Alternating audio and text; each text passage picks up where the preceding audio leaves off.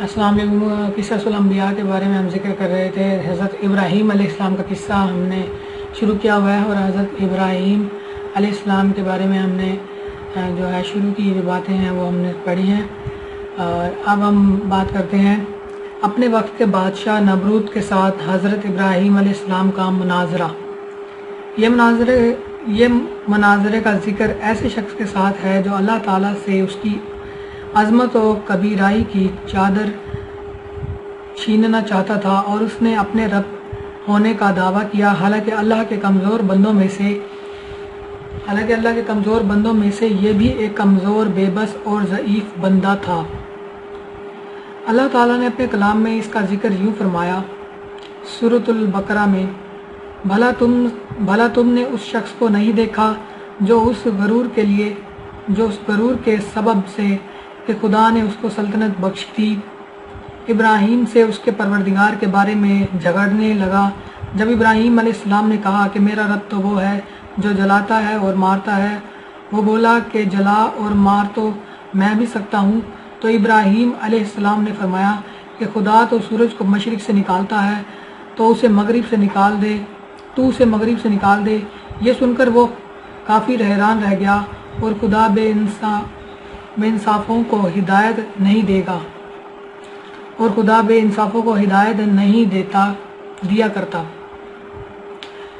یہ ایک جبرا سرکش بادشاہ کے ساتھ حضرت ابراہیم علیہ السلام کے مناظرے کا ذکر ہے، جس نے اپنے رب ہونے کا دعویٰ کیا تھا۔ حضرت ابراہیم علیہ السلام نے اس کی دلیل کو غلط اور بیکار کر دیا، اور اس کی جہالت و کم عقلی کو ظاہر کر دیا، اور اس کے منہ میں برہان ربانی کو لگا دی، اور اس پر سیدھا راستہ روشن اور واضح کر دیا۔ بادشاہ نام و نسب۔ مفسرین اور مورخین اور ماہرین انساب کا اس میں اختلاف ہے۔ بعض کا کہنا ہے کہ یہ بادشاہ بابل کا حاکم تھا، اور اس کا نام و نسب ہے نمرود بن کنعان بن کوش بن سام بن نوح علیہ السلام۔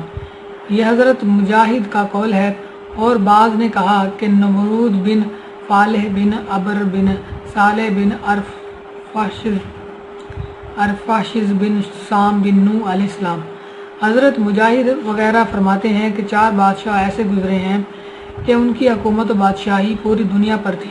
یہ نمرود ان میں سے ایک تھا، اور 4 بادشاہوں میں 2 تو مسلمان تھے، یعنی حضرت سلیمان علیہ السلام اور ذوالقرنین، اور 2 کافروں میں سے تھے، ایک نمرود تھا، دوسرا بخت نصر۔ اور مفسرین نے یہ بھی ذکر کیا ہے کہ اس نمرود نے 400 سال حکومت کی۔ یہ بڑا ظالم اور جابر سرکش تھا، اور دنیا میں اس کی آسائش اور دنیا کی لذتیں اس کے مد نظر اور اس کا محور تھیں۔ جب حضرت ابراہیم علیہ السلام نے اس کو خدائے واحد لا شریک کی پرستش اور عبادت کی طرف بلایا، تو اس نے اپنی جہالت و گمراہی اور لمبی چوڑی امیدوں کے باندھنے کی وجہ سے کائنات کے پیدا کرنے والے اور بنانے والے خدا کا انکار کر دیا، اور حضرت ابراہیم علیہ السلام سے اس بارے میں جھگڑا اور مناظرہ کیا، اور اپنی ربوبیت کا دعویٰ کر دیا۔ جب ابراہیم علیہ السلام نے اس سے کہا کہ میرا رب مارتا ہے اور زندہ بھی کرتا ہے، تو اس نے کہا میں بھی زندہ کرتا ہوں اور مارتا ہوں۔ جب ابراہیم علیہ السلام نے اس سے کہا، پھر اس دلیل کی تشریح کے طور پر قتادہ صدی محمد بن اسحاق وغیرہ نے یہ نقل کیا ہے کہ اس نے دو آدمی بلوائے جن کے قتل کا فیصلہ ہو چکا تھا۔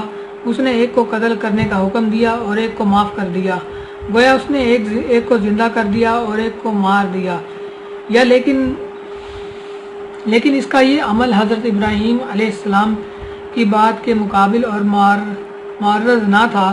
یہ تو بحث و مناظرہ سے ایک الگ چیز تھی، بلکہ یہ دھوکہ اور اصل بحث سے بھاگنا تھا۔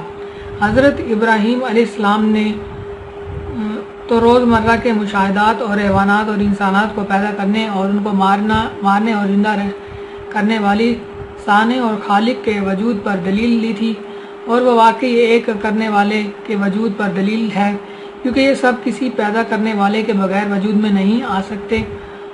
ان کا کوئی ایسا کرنے والا تسلیم کرنا پڑے گا جو ان کو پیدا کرنے والا اور انہیں بنانے والا ہے، اور وہ اس کے حکم کے تابع ہیں۔